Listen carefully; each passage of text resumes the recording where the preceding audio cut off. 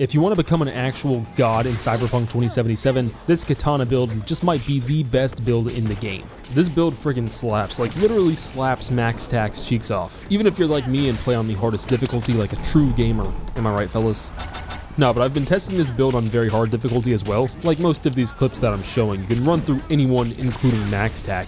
It's pretty insane. For attributes, we have 20 reflexes, 20 body, 20 technical, and 18 cool. For intelligence, we have nothing. We're just as dumb as a box of rocks. If you do not have Phantom Liberty, I'd probably just subtract the extra 10 points that the DLC gives you from cool, since those perks are really just a bonus, since we really just invest them into the throwing knife for some extra fun if you want to switch it up. Our main thing here is katana, so reflexes is obviously much needed. Reflexes is probably the first tree you should invest into. The middle path is for dashes and movement, and after I started using these perks, I will not play through this game again without them. I can't imagine not having these because it's a complete game changer being able to hop around midair like CP0. It's up to you which route you want to go first, but I would usually grab the first perk down at the bottom since, I mean, you have to grab it anyways. Plus, it's really good since it keeps enemies from shooting you, even more while you're moving around and dashing and sprinting, which is what we really want. Then head over to the blade side on the right to reduce the stamina cost with lead and steel. Then I come back over to the dash perk to lower the stamina of dashing by 20%, and then the second level actually unlocks the dash. Kinda weird, but by default the dash key is set to left control. I highly recommend rebinding that if you want movement anything like this, if you're like me and don't have hands built like a tarantula, but you do eventually get sort of used to it. I sometimes also just use a controller, especially since aiming isn't as necessary with this build, which is a huge upside to it. Like, you don't have to be good to aim or anything with this build. Anyone can really use this. Then we're gonna grab all the perks around dash, which are super good to have. Can't touch this makes you invincible while dashing. Steady grip, which says you can shoot guns while dashing, but it should really just say weapons because that includes swords. If you eliminate someone while dashing, you get 40% of your stamina. I'd say that one is one of the last perks I would grab, but it's still helpful. And then Mad Dash, which doubles your dash range. But more importantly, allows us to grab the Flash and Thunderclap, like Demon Slayer Easter egg perk, so when you hold a heavy attack, it dashes towards the enemy and slices them down even in midair. This is one of the best perks for katanas and really helpful for this build. Then I would come over back to blades to grab the 3 Blade Runner finisher perks so that we can now perform finishers with our katana. This is really good for a few reasons. One, because the obvious thing of finishers dealing a lot of damage. 2, you are completely invincible while you're performing finishers, and 3, we're using a Sandevistan. During these animations, you're recharging your Sandevistan at the regular rate, so it gives you like a little buffer to recharge some of your Sandevistan if you need it, but it also gives you a boost for each kill that you get, which also improves your attack speed for all of those kills too, if you grab the Flash and Steel perk. If you grab Slaughterhouse, the top perk in the Blades tree, you get more stamina for dismembering enemies, but also applies bleeding damage with every attack. This allows for easier finishers, but you can improve that even more with the Opportunist perk right below it. All of these things that we're grabbing stacks up to just be insane. Now you can finish grabbing the dash perks and everything that I have here. If you're gonna drop any of these perks from this build, the parkour perk is nice but not really needed whatsoever. Stunt jock is fun but not necessary, and you don't really need any bullet deflect or bullet time, because those are really just a waste of time. With this build, I'm slicing and dicing, not holding block, waiting for bullets to hit me. Plus, just not grabbing these 2 perks still allows you to deflect bullets, they just won't be as accurate. Those are at least the perks that I would wait to grab, and first invest those points over in either technical or body first. Maybe a point or 2 into body early on will help a little bit too. You want to grab everything I have here by the time you're max level, both for health regeneration and adrenaline mode. I like vehicle combat, so sometimes I grab Fury Road down at the bottom, but really not necessary at all. It's at least one of the last perks I would grab. Before going too hard on body, I would put some points towards technical. The middle branch here is all Cyberware, and it's hard to not say this is something important for dang near every single build out there. Since we already have most of the things for it, I would grab the Doom Launcher perk if you have an extra skill point lying around to make this build even better, especially if you have Phantom Liberty's relic skill tree. Basically, this whole section here is for grenades and explosives. Not all of these work for the projectile launcher, only some of them do, which we'll go over in a second. If you're gonna get these perks, which I highly recommend getting, especially since the ones that it leads to are even better, you're just basically spamming out grenades mid-combo or using the projectile launcher in between. Mostly from Pyromania and then Ticking Time Bomb at the very top, which I think is a really underrated perk. It basically just bursts out a huge EMP wave 3 seconds after using your Sandevistan. For cool, like I said, this is all throwing knife stuff, just to change up the pace if you get bored of the katana, because I think throwing knives and axes are insanely fun with the Sandevistan, plus they still deal some good damage, like they deal a lot of damage, honestly. These perks basically unlock throwing weapon finishers and allow you to deal more damage with headshots, plus instantly cool down your throwable weapons after a headshot. If you want to subtract perks from here, I would just not use the Road Warrior Sandevistan one where you can use the Sandevistan while driving. It's not super necessary, and then maybe the gag order and quick getaway perks down at the bottom. At least save those for last since they're not as important. Like, I would rather just have those perk points somewhere else at first. The cool tree is the last one I'd invest in for this build anyway. Here is our Cyberware. Pretty important in a build, I guess. If you see any iconic Cyberware, those variants can pretty much be purchased from any Ripper Doc in Phantom Liberty. You do not need those iconic variants. They do help, but it comes at a big Cyberware capacity cost. You can boost your Cyberware capacity by leveling up. Level 60 is the max in Phantom Liberty, 50 if you don't have any DLC, and then getting the Engineer skill to level 30 gives it a boost as well. If you have all that and you don't have a whole lot of Cyberware capacity, like I don't yet have on this build, it's because you're just missing some Cyberware capacity shards. They are super easy to miss in the base game, but if you have Phantom Liberty, or maybe it was just in the 2.0 update, they become much more frequent if you just check for loot on bodies and the airdrops in Phantom Liberty. The operating system that we're going with is the iconic Apogee Sandevistan, probably obvious to a lot of people who have been playing since 2.0, since after that, this became the #1 Sandevistan in the game. I have a whole other Sandevistan video if you're playing before the 2.0 update, or if you're playing on last-gen consoles. But the Apogee is the Sandevistan that David uses in Edgerunners. It's at least the same looking and same color Sandevistan that he uses. Granted, David's seems to be like a higher-end experimental version that is obviously better and seemed to have like a limitless use, but we can make it pretty close to being limitless. This is at the very least the closest that you can get to feeling like David from Edgerunners because of its quick cooldown, which is 25 seconds, but we're also boosting that with the other Cyberware to make it much faster. The 8-second duration isn't the absolute highest out there, but it's close, and the faster cooldown is more important. We also get 2 extra seconds from having 20 points in reflexes, and the extra crit chance and damage that go up even higher from upgrading the Apogee to tier 5++, which makes it even better. A close second, arguably just as good, would be the Falcon iconic Sandevistan. This basically just opposes the Apogee for a longer duration, but also longer cooldown. I think the cooldown on the Apogee outweighs the couple extra seconds that you get from the Falcon Sandevistan once it's upgraded to 5++, but maybe that's just me. Both the Falcon and the Apogee Sandevistan allow you to use them before they are actually fully charged, which really helps so that you can disable the Sandevistan during downtime in fights, like if your next enemy is further away, or you just don't think you'll need it for a minute and can handle these guys without it. And then you can quickly re-enable it once you need it again. For example, like I said, during a finisher, you are invincible. It might help to turn off the Sandevistan during that, or right before the finisher, since you can't really do it during it. Then do your finisher, and during that finisher, it is still recharging that Sandevistan at the same rate. So finishers sort of give you like a little recharge window. Plus, each time you use that Sandevistan, you're also using the ticking time bomb perk. If you want an earlier level one, your best bet is to level up to level 10, which is easy to do with the NCPD scanner missions. Then go to Ripper Docs and check what they have, since pretty much all of them carry the same inventory these days, and they refresh their inventory with higher end gear every 10 levels. So once you hit level 20, you'll have another new stock of gear.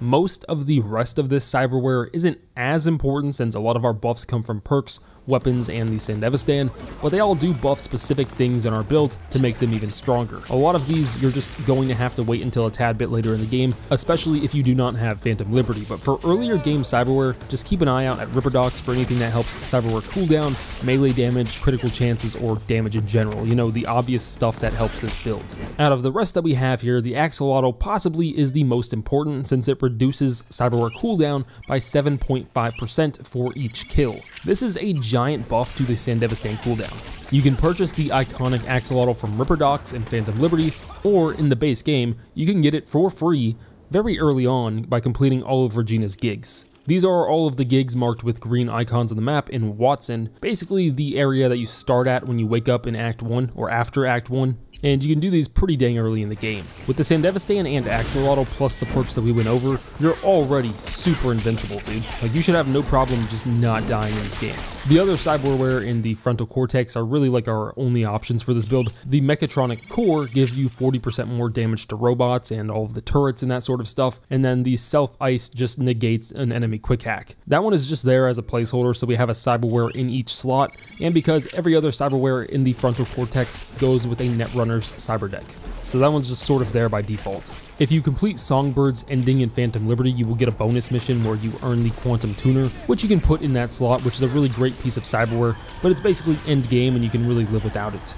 If you're fairly early on in the game and don't have a lot of Cyberware capacity, I wouldn't even worry too much about the frontal cortex other than the Axolotl.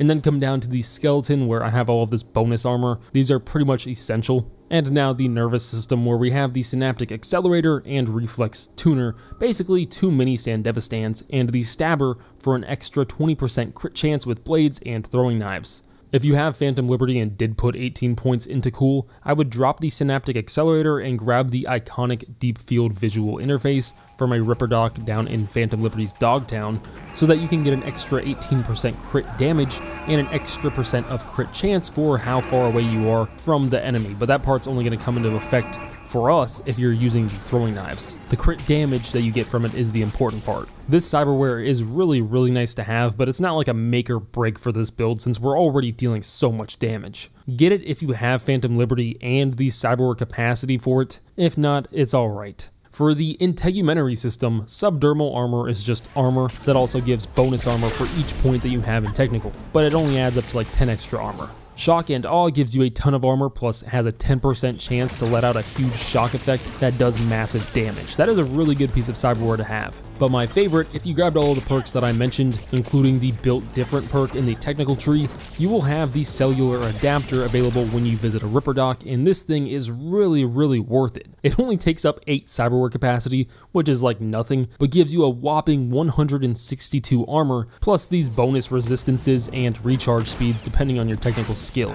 You get that one just for having the perk. For hands, the handle wrap gives us extra throwing knife crit chance and headshot and weak shot damage. The tattoo is just here to fill out the Cyberware slot since there is really nothing else in hands to benefit us. You really shouldn't need it too much, but I like the second heart in our circulatory system for a backup life just in case, because when I die it's usually from like fall damage or something. And then adrenaline booster is obviously good since we're burning through stamina. Well, I guess we're not really with all of our stamina buffs. And then the micro rotors give us a huge 25% boost to our katana attack speed. Finally, the fun stuff is our legs, and that's why we go with the reinforced tendons. Just like I can't live without the dash perks, I can no longer live without the double jump. Combining those together makes me not even want to travel by vehicle, and makes me skip fast traveling half the time. I can run around like this forever. Oh yeah, I almost forgot about our arms. The only real 2 options I use is either the monowire or the projectile launcher for this build. The monowire prior to the 2.0 update was a must-have for any blades build, but since it no longer scales with blades, it's not really as good with this build, but still really strong on groups of enemies if you want to change it up. The projectile launcher scales with the Pyromania perk up in technical,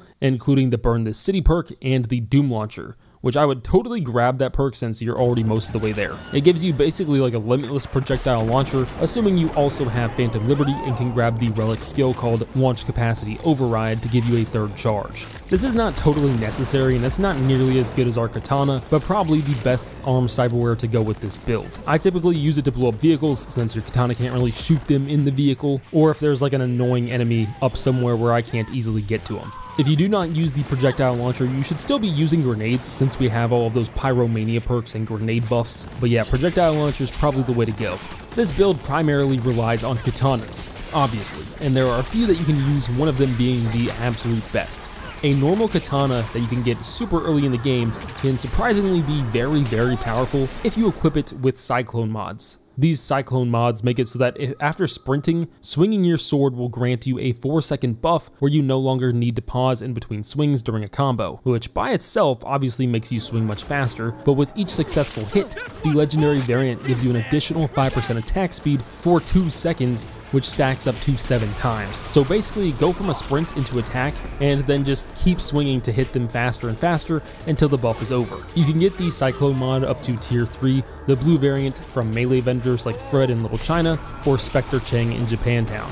Well, I think these come from like any Ripper Doc now, I don't know if it really matters. The Legendary Cyclone mod, I believe it's like a random drop. You either get purple, the tier 4, or legendary, plus the Legendary Katana at the same time from the Cyber Psycho over here in the city center. If you go there, you should eventually find a Cyber Psycho with a red helmet. He will drop the Legendary Katana, which also includes those 2 Cyclone mods.